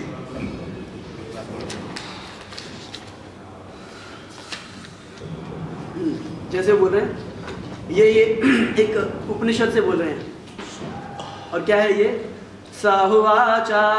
रहस्यम ते वदिष्यामि जानवी तेर्नवद्वीपे गोलोकाख्य धाम्नि गोविंदो द्विभुजो गौरः सर्वात्मा महापुरुषो महात्मा महायोगी त्रिगुणातीता सत्वरूपो भक्तिं लोके कश्यतीति तदेतत् श्लोक भवति। ब्रह्मा जी कहते हैं तदेतत् श्लोक भवन्ति। कई श्लोकों में वर्णन है क्या? रहस्यम ते वदिष्यामि, जो मैं रहस्य वर्णन करने जा रहा हूँ इसका कई श्लोकों में वर्णन है। कौन सा? जाह्नवी तीरे नवद्वीपे, गंगा जी के तीर पे नवद्वीप पे एक स्थान है, क्या है? गोलोक आख्या, उसको गोलोक कहा जाता है। गोलोक, ये जो नवद्वीप है ये गोलोक है। गोलोक आख्या धामनी गोविंदो द्विभुजो, परंतु यहाँ पे गोविंद प्रकट होते हैं कैसे? दो भुज में। और अच्छा कैसे? श्यामल वर्ण के होते हैं ना। गौरः सर्वात्मा महापुरुषो, वो गौरांग गौर रूप में प्रकट होते हैं, वो महापुरुष हैं। और वो खाली भगवान के रूप में प्रकट नहीं होते, महात्मा महायोगी त्रिगुणातीतः, त्रिगुणातीत हैं परंतु एक महायोगी के रूप में प्रकट होते हैं, मतलब भक्त के रूप में प्रकट होते हैं। सत्वरूप भक्तिम लोके कश्यति, और सत्व रूप में लोगों को भी भक्ति सिखाते हैं, खुद भी भक्ति करते हैं। कौन बोल रहा है ये बात? ब्रह्मा जी। और फिर क्या कहते हैं? तदेत श्लोक भवन्ति, कई सारे ऐसे श्लोक हैं, ब्रह्मा जी कहते हैं कई सारे। फिर श्वेताश्वर उपनिषद, स्मृति, तंत्र, आगम, सनत कुमार संहिता, अग्नि पुराण, गर्ग संहिता, कई जगह से वर्णन करना शुरू किया महाप्रभु के सुंदर महिमा का। और इससे बहुत प्रसन्न हुए। सबसे ज्यादा प्रसन्न तो वो सारे वैष्णव वहां पर भी थे, मधुसूदन बाबा जी महाराज, राधा रमण बाबा जी एक थे, सारे ऊंचे कोटि के वैष्णव आए थे और बड़े प्रसन्न हुए कि अब गौरांग महाप्रभु की महिमा का सही प्रचार करने वाला कोई शाक्यावेश, कोई एम्पावर्ड पर्सनैलिटी आ चुका है। और उधर कॉर्नर में बैठे थे गौर किशोरदास बाबा जी, और इनको मालूम नहीं था क्या नाम है, भक्ति सिद्धांत सरस्वती ठाकुर को, कि मेरे गुरुदेव यहीं बैठे हैं। तो गुरु भी प्रसन्न होते हैं जब वो ये देखते हैं कि उनका शिष्य सन्मार्ग पे चल रहा है, शुद्ध हृदय से हरि भक्ति का, हरि कथा का प्रचार करने का प्रयास कर रहा है। गुरु कभी प्रसन्न नहीं होते ये देख करके कि शिष्य हरि कथा, हरि नाम में तो रुचि नहीं है और भौतिक कार्यों में आसक्त है, पर धन अत्याचार बहुत ला रहा है या फिर बड़ी बड़ी अचीवमेंट्स कर रहा है। गुरु इससे कभी प्रसन्न नहीं होते। प्रभुपाद जी बोलते हैं, Guru is pleased when he sees that the disciple is advancing and his taste for chanting and hearing is increasing. ये देख करके गुरु प्रसन्न होते हैं, ये देख करके, क्योंकि धन देने वाले तो ठाकुर जी हैं, लक्ष्मीपति। और गुरु जब देखते हैं कि मेरा शिष्य वास्तव में अब हरि महिमा का प्रचार कर रहा है, हरि कथा का प्रचार कर रहा है और इसी में इमर्ज है, इसी में डूबा हुआ वास्तव में। लाइक एक बार हमारे गुरु महाराज प्रभुपाद जी के साथ चर्चा कर रहे थे, तो प्रभुपाद जी बता रहे कि देखो कुछ लोग आचार्य को समझ नहीं पाते, और गुरु महाराज बोलते हैं वो रिकॉर्डिंग है। तो गुरु महाराज कह रहे, but Prabhupada as I understand that acharya emerge itself, acharya emerges by his own purity, by his own, कुछ वर्ड यूज किया था स्पिरिचुअल वर्ड के लिए, बट बाय हिज ओन भक्ति कह लो, इमर्जेस, अपने आप उभर के आता है। जैसे भक्ति सिद्धांत सरस्वती ठाकुर को किसी ने पकड़ के थोड़ा स्टेज पे खड़ा किया, इमर्ज्ड, और सब लोग उनके चरण धोने लगे, यहाँ तक कि उनके गुरु भी उनसे इतना प्रेम करने लगे। और अब हम आगे की चर्चा, आगे कैसे उन्होंने गौरांग महाप्रभु की महिमा का प्रचार किया, क्यों, कब संन्यास लिया, भक्ति गौर किशोरदास बाबा जी महाराज का तिरोभाव कैसे हुआ, भक्ति विनोद ठाकुर का तिरोभाव, कैसे कैसे प्रचार करने लगे, कैसे गौड़िया मठ की स्थापना हुई, कैसे प्रभुपाद से मिले, ये सारे वर्णन आगे जब दोबारा कभी सेशन होगा उसमें होगा, क्योंकि ऑलरेडी बहुत लंबा सेशन हो गया। पर हम एक चीज़ के साथ कंक्लूड करेंगे कि ये हमने जैसा सुना है भक्तों से कि एक बार इनके आंखों में प्रॉब्लम हो गई थी गोरकिशोर दास बाबा जी महाराज की। तो क्योंकि 45 दिन कंटिन्यूस वो महाप्रभु के विरह में रोते रहे, कंटिन्यूस रोते रहे, सोया नहीं, खाए नहीं, कंटिन्यूस रोते रहे, उनकी आंखें खराब हो गई। तो फिर अब दिखता नहीं था ना कुछ, किसी से बातचीत करने में सब कुछ। तो भक्ति सिद्धांत सरस्वती ठाकुर ने कहा कि गुरुदेव एक बार मेरे साथ कैलकाटा चल लो, मैं आपका वहाँ पे इलाज करा दूँगा। गोरकिशोर बाबा नहीं जाएंगे कली के देश में। बोले कलकत्ता कली का देश है। बोले हम यहाँ महाप्रभु के स्थान पर रहेंगे, वहाँ माया है, वो माया कलियुग का प्रभाव है, वहाँ नहीं जाना चाहिए, तुम भी मत जाना। एक इंस्ट्रक्शन। दूसरी क्या इंस्ट्रक्शन थी उनको कि भजन करना चाहते हो, भक्ति में उन्नति करना चाहते हो, शिष्य मत बनाना। तीसरी इंस्ट्रक्शन थी उनको कभी किसी कर्मी का संग मत करना। और देखो इन्होंने क्या किया,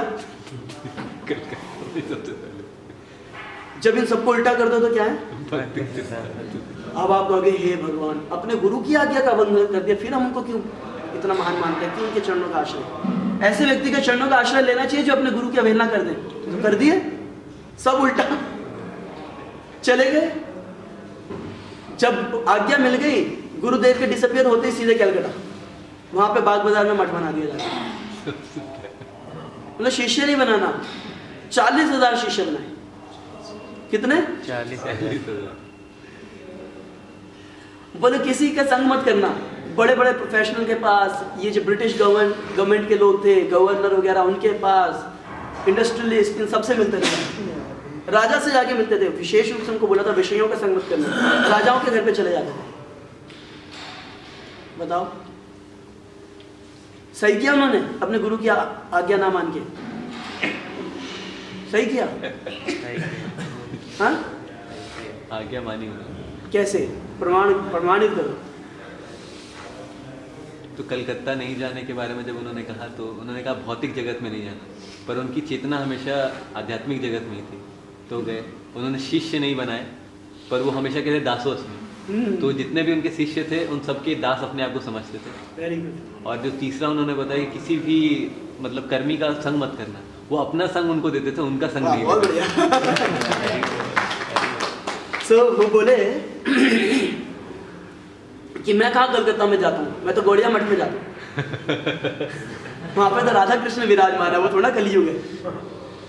और बोले शिष्य कब बनाए मैंने, ये सब तो मेरे गुरु हैं, क्योंकि मुझे डर लगता था अकेले भक्ति में कि मैं गिर ना जाऊँ, इसलिए मैंने इन सबकी शरण ले ली कि ये साथ आसपास रहेंगे तो मैं बचा रहूँगा, आसपास रहेंगे तो बचा रहूँगा। और जहाँ तक संग लेने की वो हमेशा दासों में, अगर कोई इनको प्रणाम करता था पलट के प्रणाम करते थे, अपने शिष्यों को प्रभु बोलते थे, अपने शिष्यों को प्रभु बोलते थे, दासों मैं दास हूँ। और एक बार संग लेने, जैसे प्रभु जी ने बोला संग देने जाते थे, लेने नहीं। जैसे एक बार महाराज त्रिपुरा नहीं मणिपुर में कौन से राजा के यहाँ गए थे, हमें नाम याद नहीं आ रहा, मनिंद्रा चंद कुछ नाम था राजा का, क्योंकि त्रिपुरा के यहाँ पे तो वो एम्प्लॉय की तरह काम किए थे कुछ टाइम। तो इस राजा के यहाँ पे इन्होंने इनवाइट किया और वहाँ पे भक्ति सिद्धांत सरस्वती ठाकुर को स्मार्त और ब्राह्मण जो थे वहाँ के, उन्होंने कथा नहीं करने दी, क्योंकि उनको लगा कि अगर ये कथा करेंगे सारे सिद्धांत सही स्थापित कर देंगे, हमारी इज्जत खराब, कल कोई हमें पूछेगा नहीं। तो उन्होंने किसी भी तरीके से उनको सामने आने नहीं दिया। 3 दिन तक वहाँ रहे भक्ति सिद्धांत सरस्वती ठाकुर, कुछ खाए। अगर वो लोग प्रसाद लेकर के आते थाली तो उसमें से ऊपर से तुलसी उठाकर सिर पे लगा के आप स्वीकार कर लेते, कुछ नहीं लेते थे। और ये उन्हीं दिनों की बात है जिन दिनों 3 लाख नाम जप कर रहे थे। तो वहाँ बैठ के अपना जप करते पूरा दिन और कुछ खाया नहीं, 3 दिन खाए ही नहीं। और 24 मार्च शायद 1912 की बात, वहाँ से जब निकल रहे थे तो राजा को, वहाँ के ब्राह्मणों ने सोचा कि इसको और अगेंस्ट कर दो राजा को। तो बोला महाराज ये आपके घर का इसलिए नहीं खा रहा क्योंकि आप छोटी जाति के हो, जब सन्यासी हो गए तो आप छोटी जाति क्यों, इसलिए आपके घर का नहीं खाना। तो उनको बहुत दुख हुआ हृदय में राजा को, क्योंकि जब लोग इधर उधर की सुन लेते हैं ना, जो कान के कच्चे होते हैं उनको जिंदगी में दुखी रहना पड़ता है। तो अब जब उनसे सुन के राजा को बहुत दुख हुआ, पर राजा में एक बुद्धिमानी वाला कार्य किया, तो वो खुद छोड़ने के लिए गए भक्ति सिद्धांत सरस्वती ठाकुर को रेलवे स्टेशन पे। और जब रेलवे स्टेशन पे छोड़ने गए तो राजा ने पूछ लिया कि प्रभु महाराज आप जा रहे हैं, पर एक हृदय में शोभा, आपने कुछ खाया नहीं 3 दिन से, मैं जान सकता हूँ कि आपने क्यों नहीं खाया। बोले देखो मैं यहाँ पे हरि कथा करने आया था, जब मैंने परम ब्रह्म के सद सिद्धांत की स्थापना नहीं करी, वो संदेश मैं तुमको दे ही नहीं पाया, तो मैं तुम्हारे घर का कैसे खा सकता हूँ। और ऊपर से जो तुम्हारे यहाँ पे भोग लगाने वाले ब्राह्मण हैं, भले ही ब्राह्मण कुल में जन्म हुआ, अब उनको समझ में आ गया कि ब्राह्मण कुल के चक्कर में नहीं था, क्योंकि भक्तिसिद्धांत ठाकुर बोले कि जो भले ही ब्राह्मण कुल में जन्म लिया है उनकी चेतना शूद्रों से भी नीचे गिरी हुई है, जातिवाद से ढकी हुई है, ऐसे ब्राह्मण के हाथ का भगवान स्वीकार ही नहीं करेंगे, ऐसी चेतना से दूषित भोग को मैं क्यों खाऊं। जैसे हम लोग कहते हैं ना जी प्यार लहसन नहीं है प्यार लहसन नहीं है, वो प्यार लहसन से ज्यादा गंदी चेतना है उसमें बनाने वाले की, इसलिए भक्तों का हाथ का खाना चाहिए। तो क्या बोलते हैं कि इसलिए मैं तुम्हारे घर का खा नहीं सकता था। 3 दिन खाया नहीं, 11:30 बजे वहां से ट्रेन पकड़ी, 2:30 बजे वापस पहुंचे, आए वापस ब्रजपट्टन में जाकर के चावल मूंग की दाल और गेहूं और घी उबाल करके वो खाया, फिर अपना भजन। तो संग लेने नहीं गए, कभी संग नहीं लिया, किसी से प्रभावित नहीं हुए, दूसरों को बोले मैं कभी किसी के विचारों से प्रभावित होता ही नहीं, बल्कि डंडा मार के अपने विचारों से प्रभावित कराया उन्होंने। और इससे पता लगता है देखने में जो उल्टा लगता है उनकी चीजें वास्तव में वही सीधी है। और वो ऐसे कठोर व्यक्ति और उनके साथ के शिष्य जो थे देखने में सब कुछ उल्टा, इसलिए उनके कई सारे शिष्य ऐसे थे, उनके शिष्यों ने शरीर मतलब काफ़ी रेयरली उनके शिष्य हैं जिनका फॉल डाउन हुआ। फॉल डाउन का मतलब मत सोचना कि विवाह कर लिया, सन्यासी अगर विवाह करता है तो उसको सोशल फॉल डाउन कहते हैं, याद रखना। सन्यासी अगर विवाह करता है that is called social fall down, उसको वो कहते हैं वामतासी, जो अपनी वॉमिटिंग को चाट रहा है, तो वो तो हो गया social fall down. Still not fall down from भक्ति, वो भी भक्ति से फॉल डाउन नहीं है, सोशल फॉल डाउन है। क्योंकि आप देखोगे वो पुरुषोत्तम जिन्होंने जाकर के दामोदर पंडित थे, उन्होंने संन्यास ले लिया था, उनका नाम पुरुषोत्तम पड़ गया था, पर वो महाप्रभु की सेवा कर सके और सन्यासी से शायद महाप्रभु सेवा ना लें, तो वो सफेद कपड़े पहन के आ गए थे महाप्रभु की सेवा करने के लिए। तो सेवा करो, खाली बैठे वो देख लेते ना किसी को ऐसी गालियां देते थे वो। अब सोचो जिनको ऐसी ट्रेनिंग मिली हो कहाँ फॉल डाउन होगा। और जिस समय भक्ति सिद्धांत सरस्वती ठाकुर थे प्रेजेंट, तो भक्तों को कष्ट भी होता था उनके साथ डील करने में। ऐसे आदमी के साथ रहना आसान है? कोई आराम से बैठा उसको अगर कोई कहे जी व्यभिचारी है कौन रहेगा उसके साथ? तो ऐसे आदमी के साथ रहना मुश्किल है, परंतु फिर भी भक्त लोग उनके साथ जो रह रहे थे, बाद में उन्होंने रियलाइज किया समय के साथ साथ।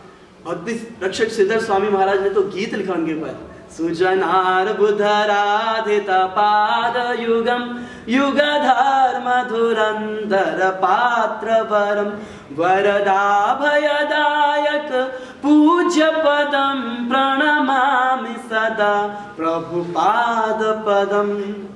ऐसे सुंदर श्लोकों में भक्ति सिद्धांत सरस्वती ठाकुर के गुणगान लिखा। लास्ट एनेक्डोट जिससे हम देखेंगे कि भक्तों ने बाद में कैसे अप्रिशिएट किया, ये सुनकर के आज का सेशन हम कंक्लूड करेंगे। एक भक्त थे जिनका नाम था रूपदास। क्या नाम था? ये भक्ति सिद्धांत सरस्वती ठाकुर जी के शिष्य थे, गृहस्थ भक्त थे, और इनके घर में प्रीचिंग सेंटर था। प्रीचिंग सेंटर था, वहाँ पे डीटीज भी थे।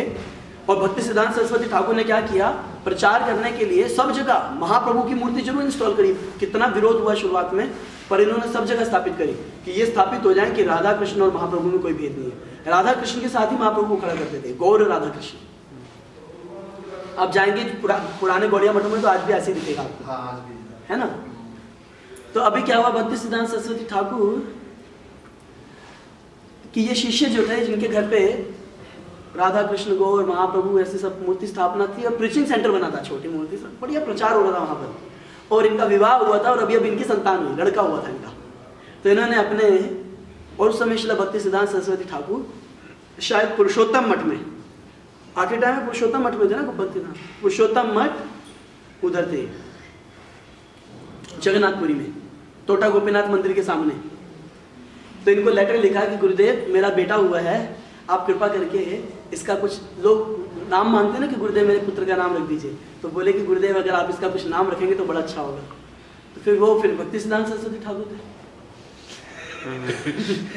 उन्होंने लेटर वापस भेजा कि है मैं इस बात को हमेशा सोचता हूँ कि मेरे पास कई सारे लोग पूछने आते हैं बेटे का नामकरण करने के लिए, पर ये नहीं कोई बोलने आता कि गुरुदेव मैं अपने बेटे का त्याग कर दूं, या त्याग करने के लिए कोई पूछने नहीं आता, सब नाम करवाने के लिए आ जाते हैं। तो वो लेटर पढ़ते ही जो रूप प्रभु थे उनको बहुत एंजाइटी हो गई, और उनके रिलेशन थे गुरुदेव के साथ। तो उन्होंने सोचा मैं जाकर के डायरेक्ट गुरुदेव से चेक करता हूँ कि वो कहना क्या चाह रहे हैं, उनका तात्पर्य क्या है, मतलब देखो कितनी निष्ठा है, अपने गुरु की बात को सीरियस ले रहे हो। तो वो चले बंगाल से जगन्नाथपुरी के लिए, पर जब तक वो जगन्नाथपुरी पहुंचे तो फाइनल डेज थे भक्ति सिद्धांत सरस्वती ठाकुर के। भक्ति सिद्धांत सरस्वती ठाकुर अपनी अंत्य लीला को संपन्न कर चुके थे। तो बड़ा कष्टकारी बात हो गई, उनको एक इंस्ट्रक्शन मिली पर वो भी अनक्लियर सी रह गई। तो इनको बहुत पीड़ा हुई इस बात की, अब क्या करना चाहिए, मुझे कुछ समझ नहीं आ रहा। सारे सीनियर डिवोटीज के साथ चेक किया, पर उन्होंने क्या कर लिया, सीनियर डिवोटीज में भी उन्होंने सन्यासियों से चेक कर लिया, सन्यासियों के साथ डिस्कस किया उन्होंने।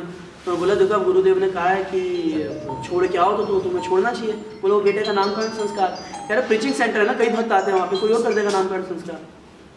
वास्तव में फिर उन्होंने, उनकी इच्छा नहीं थी घर छोड़ने की, पर उनको लगा कि अब मेरे गुरुदेव होते तो मैं क्लैरिफाई करता, वो नहीं है तो ये संसार में तो विवाह होना, बच्चे होना कई बार मैंने कई जन्मों तक किया होगा, पर ये मेरे गुरुदेव की इंस्ट्रक्शन एक बार फॉलो कर लूँगा तो शायद बच जाऊँगा। इनको प्रसन्न करना जरूरी है। तो अपने गुरुदेव की संतुष्टि के लिए कि शायद इससे वो प्रसन्न हो जाए, वो सच में अपना घर छोड़ दिए। छोटा बच्चा जन्म लिया तभी छोड़ दिए, घर छोड़ दिया अपना। उसके लगभग 7-8 साल के बाद उन्होंने, 8-10 साल के बाद उन्होंने संन्यास ले लिया। और फिर उनकी उम्र जब लगभग 60 के आसपास हो गई, तो उस समय पूरे गौड़िया मठ में कहते थे कि सबसे ज़्यादा तपस्वी काइंड ऑफ, बोलते थे कि यही है साधु, रूप महाराज। उनका संन्यास हो चुका था, रूप महाराज। और क्यों? क्योंकि उन्होंने प्रण दिया था कि 1 लाख नाम करने से पहले मैं एक बूंद पानी भी अपने मुंह में नहीं डालूंगा, और 1 लाख नाम के बीच में अगर कोई डिस्टर्ब करेगा तो दोबारा नाम शुरू करूँगा। तो इस चक्कर में कि डिस्टर्बेंस कभी हो गई, कई बार वो रात तक जप करते रहते थे, खाते पीते नहीं थे। तो एक दिन जब वो कथा कर रहे थे तो उनकी आंखों में आंसू थे कि उस दिन मेरे गुरुदेव ने, मुझे बड़ा कष्ट हुआ था कि कैसे छोड़ने के लिए बोल दिया, पर अगर उस दिन मेरे को गुरुदेव ने बचाया नहीं होता तो आज वो मुझे ये शक्ति भी ना दिए होते कि बिना खाए पिए भगवान का नाम ले सके। और इस प्रकार से आज तक, अभी तक भी उनके जो शिष्य थे, फाइनली जब भक्ति प्रमोद पुरी गोस्वामी महाराज सबसे एंड में इस धरातल पे जो सीनियर मोस्ट वैष्णव में जो विजिबल थे, होंगे कुछ छुपे हुए वैष्णव होंगे जिनको हम नहीं जानते, जो प्रोमिनेंट वैष्णव में प्रभुपाद जी के बाद सबसे प्रोमिनेंट रहे थे आचार्यों में श्रीला भक्ति प्रमोद पुरी गोस्वामी। और जब इवन वो अपने फाइनल डेज में, उनको क्योंकि अब सबको पता था कि अपना शरीर छोड़ने वाले हैं और अब दोबारा इनकी व्यास पूजा सेलिब्रेशन नहीं होगी, उनकी जब व्यास पूजा सेलिब्रेशन थी तो सब गए थे उसमें, जितने भी गौड़िया मठ के भक्त थे, अलग अलग गौड़िया मठों के, इस्कॉन के भी कई सारे सीनियर वैष्णव, जूनियर वैष्णव, क्योंकि सबको पता था कि हमारी सारस्वत परंपरा के सबसे सीनियर वैष्णव हैं और ये इनकी आखिरी व्यास पूजा है, उनका शरीर खत्म हो चुका था। तो जब वो बैठे तो इतना एलेबरेट सेलिब्रेशन था, फूलों से भर दिया उनको, यहाँ तक मानो फूल भर गए, काल लें। तो उन्होंने क्या किया, हल्के से हटाए, सारे नहीं हटाए फूल। तो बोले कि देखो, जब कोई संत महापुरुष चलते हैं तो निस्वाभाविक है लोग उनके ऊपर फूल डालते हैं, पर जब कभी कोई कुत्ता अगर उसके चरणों के पास चलने लगता है तो कुछ फूल उसके ऊपर भी गिरते हैं, तो उसको नहीं सोचना चाहिए कि वो संत हो गया। वैसे ही मेरे ऊपर ये जो फूल गिरे हैं तो ये तो कुत्ते पे गिरे हुए थोड़े से फूल हैं, असली संत तो मेरे गुरुदेव है, सोचो वो कैसे फूलों से सजे होंगे। श्रीला भक्ति सिद्धांत सरस्वती ठाकुर की जय, श्रीला प्रभुपाद की जय।